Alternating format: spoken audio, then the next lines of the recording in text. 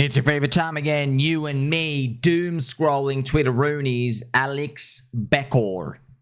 Multiple family members snickered at me for still being all in on crypto.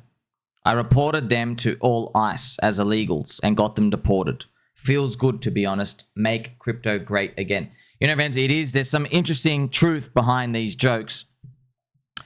Every time crypto has been embarrassing and bad to talk about at the end of the year in front of family was always a generational buy.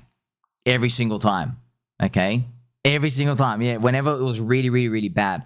This is the year I think no one wants to talk about it again. No one. Last year, things are heating up. This year, nope. Don't talk about it. Don't talk about it. Last time we felt like this was the end of 2022. FTX collapsed. Okay? Make of that what you will. It's an interesting indicator. Concerned citizen. Jacob Rothschild, I don't want to say this on YouTube, is way, way creepier in real life than he actually looks. Looks like Mr. Burns out here. Something about the Rothschild family, friends. Yes, Rothschild. I think they came from somewhere in the Netherlands, 1600s. There's always been a lot of discussions about their bloodline, reptilian lizards, some sort of interdimensional dark force out here. They do control a lot of stuff out here in the shadows. Also, just to let you know, friends, they do own like all 7 media companies. They own Reuters. They own Snopes. This is kind of funny. There was a website. You ever heard of that website, Snopes? I think Snopes was a website. It was meant to debunk stuff. They own it. That's the funny part. They own the independent debunking media reporter blog websites that are meant to give you the real truth about stuff. And then they just edit it as well. It is also true, friends, during the zombie virus as well. Yes, they did have a patent for the Rona Myona. They did have a patent for the vax, the jab. And then when everybody started looking it up and it went viral, they deleted it from the Google pages. I remember this because I remember as clear as day, I was listening to Mark Yusko. Shout out to Marky Boo. Mark Yusko interview.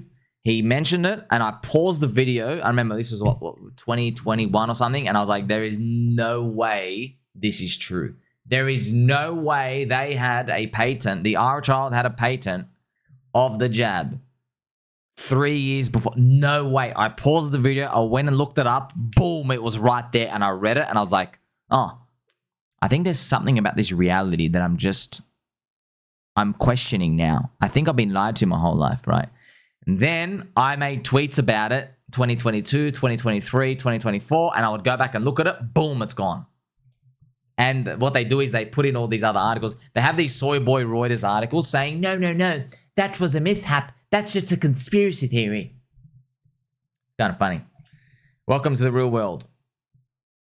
According to Binance market data, Sahara's AI token, Sahara, experienced a sharp drop. Yes, a sharp drop to zero. Oh my gosh, what's this? Down 50% immediately. Typical Binance. Oh gosh. Yeah, man, be careful of the holidays. I mean, just be careful of everything. I don't know what to do. I'm here and I'm long. Do the words be careful do anything? Like, it doesn't mean anything, dude. Like, when people say, oh, be careful, but then you go listen to that person, hey, there's a token or something they like, that goes to shit as well. You know? I mean, everyone knows Hex is perfect example. Everybody in Hex, we've been saying, oh, be careful of exchanges, be careful of this coin, be careful of that. Man, it's down more than 99%. So people look at you like, oh, why would I listen to you? You're an idiot. You're an idiot. If you knew what you were doing, your thing would be down 99%. So that's why it's less about convincing people of anything and you just take your action. Market's going to do whatever it's going to do. Okay, you don't have to convince people, friends. I've literally sat here. When prices were the cheapest, I'm telling you now, people get angry at the thought of people even still being long at something. And when things are expensive, people get super angry at the thought of people saying, oh, peel off like 10%. Yeah, right? They just get angry at that. Jesse Michels, the legend Joe Rogan rocking American Alchemy merch today. Was the best Thanksgiving surprise of all time. Oh, wow. So Jesse Michels, friends, I watch a lot of his YouTube. He covers a lot of, occult, magic, UAP, UFO, interdimensional stuff. He's really, really smart kid. Really smart guy. Also, yeah, kind of be careful as well because he works for Peter Thiel. So yeah, man, I mean, it's just, you know, the world's a script, friends. The world's a script. So hopefully next year the script continues and they give us a freaking melt up of AI and crypto. How about that script? Here we have, I guess, some normie news. BBC World. Israeli troops killed 2 Palestinians after they appeared to surrender. Piers Morgan. This is a war crime and makes a mockery of those who claim the IDF is the most moral army in the world. Oh, it's never stopping, man. It's never stopping. This stuff is never, ever, ever stopping. You know, we're so beaten down, man. We're so beaten down. You know, Main Street's got to eat, dude. Main Street's got to eat. Coinfessions. I've lost $6,000 trading over the last 3 months. I had $20 left and turned it into $400, but then it went to 0 in 1 day. I have no choice but to leave crypto.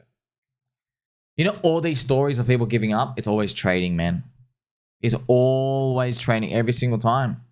And I don't blame them because they come in, they see Crypto walking around shoeless, and you know, he's like flashing his $16 million P&L every day. Where he literally said, it's kind of funny. Friends, I think I've watched like 18 videos of Chris where he says, I don't know what my average price is. I don't know how much money I've made. He says it every time. And then he gets his phone on there. He goes, 16.2 million. Like, bro, we know your average price. We know you've mentioned it literally every day for 18 days. Like, it spams into people's minds, man. And they feel like, oh, I've got to trade. No, you don't. You've got to buy and believe. Bon voyage, or get your ass up, sell your PS5, go all in on PulseChain with the peanuts you can scrape together. You'll thank me next year by sending me forever grateful love letters. So, it's different. A lot of people, I know, man, here's the thing, right? When you're a normie or you're a retailer, because you don't speak to many people, you don't have influence, the average person, you think that it's worth a lot. Like, oh, wow, like, you know, if I'm talking to someone, they're influencing me. Therefore, when they give me advice, it's to influence me. Well, no, it's not. It's not that at all. It's just someone out there's doing an action. You can either follow or you can fade it. Okay? I don't care. I don't care if people listen to me whatsoever. I don't care. I hope you learn. I literally do not care whatsoever. I have been here, friends. I'm here 18 hours a day. Okay, the crowd sucks. The crowd prices stuff in all the time, and the crowd constantly bets on the favorites. Okay, the crowd's like, oh, there's this football team. They're paying $1.02 to win for every dollar invested. Let me go and put $5,000 on them. I really love that. That's what the crowd does. They love doing that. Okay, they don't like to buy undervalued stuff. They don't. Once you learn it, you get to see it. LibertySwap. Basically, once Railgun, which is privacy tech, is integrated into PulseChain, our development needs to move into 2 parallel roadmaps. A trading roadmap and another one out here. So cool. ERC5564 can solve this problem because it lets a user receive assets through one-time stealth addresses that are not linked to their main wallet. Wow. One-time stealth addresses. Interesting. So Railgun technology, friends, I think it's coming within a week or something, or being deployed in a few days. This is interesting. It just enhances crypto. Remember, friends, privacy, this is the funniest part about crypto. As a narrative, racist coins lasted longer than privacy. Time duration, yes. Racist coins went for like 3 weeks and a few days. Do you remember like last year, April 2020? That should tell you everything about this industry, dude. I can understand why no one thinks we're a serious industry. Racist coins as a narrative lasted longer than freaking privacy did. Right? It brings a tear to my tear of joy. This is it. Let's play some PUBG music. We deserve it. We deserve it. Oh gosh, man. That was funny. There's also, friends, it was funny. There was one, I think I remember from racist coins. There was an actual Jewish guy. I think he was like middle class. Do you remember he's a Jewish guy? He made 30 grand, I think, he bought the coin, I think, called Jews Did 9/11. And I just looked at it, I was like, man, how do you explain this to Norman? I can't remember if it was 30 grand or it was 3 grand or 13, but the guy didn't have much money. But it was just at the start, so it was like significant. And I remember him saying like, how do I tell my family I made 13 grand of Jews? Like and it's funny, we didn't even talk about it. We're like, yeah, of course that happened. We don't even question it. They're just like, yeah, it happens all the time. Man, I love it. I think there was another one. There's an African American guy. He made money off like it was a racist black coin, but I think it was one of those overly aggressive racist in a non-funny way, kind of like it sounds like a couple of 4chan kids put something where something was like involved with lynching or something aggressive, and I think he made money off it. But yeah, we just don't even think we don't even talk about it. We don't even talk about it. It's, man, I know, fans. Sometimes, honestly, I just want to get that flamethrower and just torch this whole industry. And then the next day, I'm like, man, we're the greatest. This is where magic happens. Magic. How do you explain it to someone, dude? Oh, gosh. Danny Haifong. Trump closes Venezuela airspace over a fake drug war, but he isn't president of Venezuela. Trump is pardoning former Honduran puppet Orlando Hernandez. So here is Trump's message. David Icke. How long is a deranged man in serious and obvious cognitive decline going to be allowed to dictate what happens in America? So David Icke as well, friends. David Icke was the first person to talk about a lot of reptilian stuff out here. And he reveals a lot. A lot of these people are chosen. I think it's very obvious now. They're allowed to live. People are allowed to live. They're allowed to do the biddings for everyone out here. But, you know, I know all this red pill stuff. It's cool. But, like, can we get the green pill, which is, like, where we actually make money for once? Been waiting for 5 years. Crypto Downey. Bitcoin macro outlook for 2026. So, friends, this is literally, he's like, you know, crypto KOL number 40, who is calling for down only. See, friends, this is it, where everybody believes dead cat bounce, and then we go down to 55K. Man, friends, I can't believe how many, friends, I'm stuttering now. I can't believe it. I've told you, I think 3 times a day, 15 mentions per day for a week, that they're all calling for like a $55,000 Bitcoin, every single person. And the thought of it going there is not scary to them. They all want to buy that. That's not how a bull market ends. The bull market ends where you kill the final bear and people say, don't worry, we're never going below that number ever again. And what's that number? That's the target. In 2021, don't worry, we're never going below 20K. You know, otherwise the system breaks or something. Unprofitable. Yo, CZ, count your days, wigger. Why? This is just a 4% drop from $1.08. Friends, when you see these baits, these big moves, always check the price scale. That people try to bait stuff like, wow, 4% drop, dude. Like, you know, I bleed 4% every hour. The coins I'm in. Check it out as well, friends. There's this girl here as well. The most jaw-dropping 4 minutes you'll ever watch. So Nicole Shanahan, she's the ex-wife of Google co-founder Sergey Brin.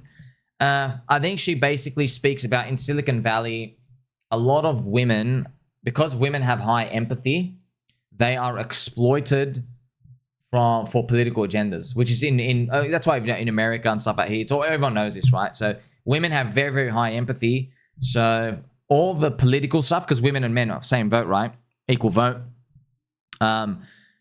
They get all the marketing to them is to basically pull on the emotional strings. Like, oh, look at these poor kids. Look at this poor kid. It's just, someone gave up on him, but you shouldn't give up on him. So they do that.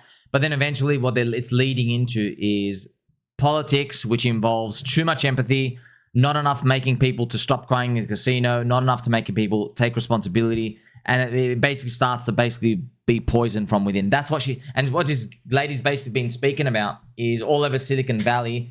It actually is like that. A lot of the wives, like they go and give millions of dollars. They use obviously husband's money. They go and they do all this philanthropy stuff out here. But what it ends up doing is it ends up bringing like immigrants who come out and end up like, abusing their daughters later on. So it ends up being toxic. But all of these general issues and stuff, honestly, I give it we care about it like 1 out of 10 rating max, because we just want our bags to pump up so we can actually change our lives for once. But you can see how, if there's a recession come out in the future, friends, they're going to do the immigration card straight away. They're going to, as soon as anything goes down, they're going to, it was those stinky immigrants who came in. They're the reason why you're poor. Oh, boy. Insight. Raoul Pal says Bitcoin is in its 2017 Google phase, arguing Bitcoin and Ethereum are still early in adoption. So, friends, I love this AI slop. Raoul Pal.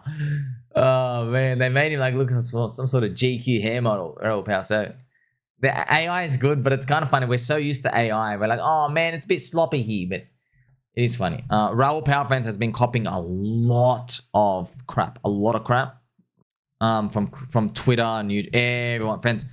Even Raoul Pal, Ra-Ra's own YouTube comments. Oh, so vicious, man.